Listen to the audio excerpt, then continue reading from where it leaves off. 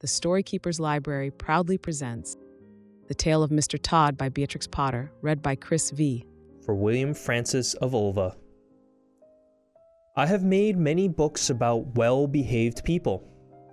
Now, for a change, I am going to make a story about two disagreeable people called Tommy Brock and Mr. Todd. Nobody could call Mr. Todd nice. The rabbits could not bear him. They could smell him half a mile off. He was of a wandering habit, and he had foxy whiskers. They never knew where he would be next. One day, he was living in a stick house in the coppice or grove, causing terror to the family of old Mr. Benjamin Bouncer.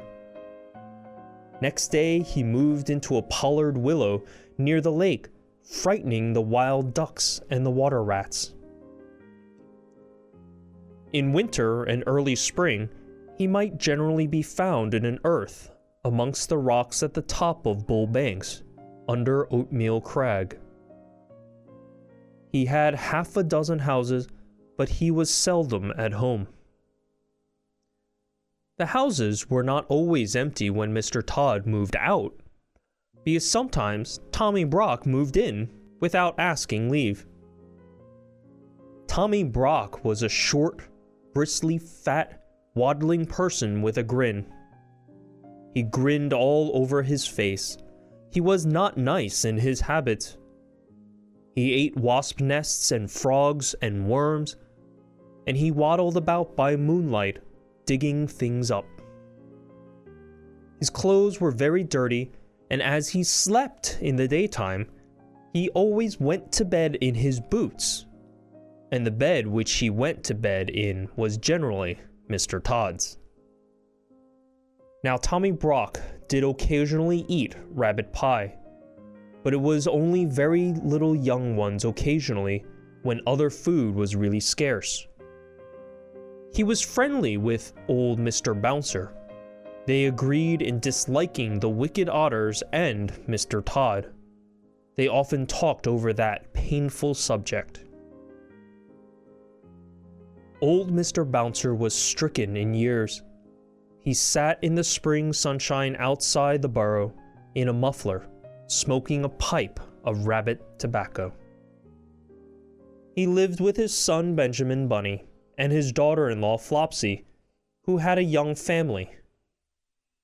Old Mr. Bouncer was in charge of the family that afternoon, because Benjamin and Flopsy had gone out. The little rabbit babies were just old enough to open their blue eyes and kick. They lay in a fluffy bed of rabbit wool and hay in a shallow burrow separated from the main rabbit hole. To tell the truth, old Mr. Bouncer had forgotten them.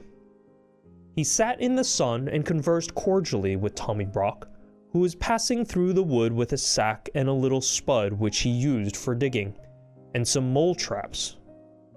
He complained bitterly about the scarcity of pheasants' eggs and accused Mr. Todd of poaching them. And the otters had cleared off all the frogs while he was asleep in winter. "I have not had a good square meal for a fortnight.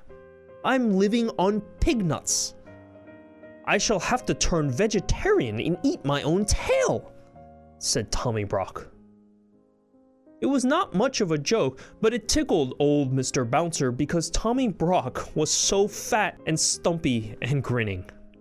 So old Mr. Bouncer laughed and pressed Tommy Brock to come inside to taste a slice of seed cake and a glass of my daughter Flopsy's cowslip wine. Tommy Brock squeezed himself into the rabbit hole with alacrity. Then old Mr. Bouncer smoked another pipe and gave Tommy Brock a cabbage leaf cigar, which was so very strong that it made Tommy Brock grin more than ever. And the smoke filled the burrow. Old Mr. Bouncer coughed and laughed, and Tommy Brock puffed and grinned. And Mr. Bouncer laughed and coughed and shut his eyes because of the cabbage smoke. When Flopsy and Benjamin came back, old Mr. Bouncer woke up. Tommy Brock and all the young rabbits had disappeared. Mr. Bouncer would not confess that he had admitted anybody into the rabbit hole. But the smell of badger was undeniable, and there were round, heavy footmarks in the sand.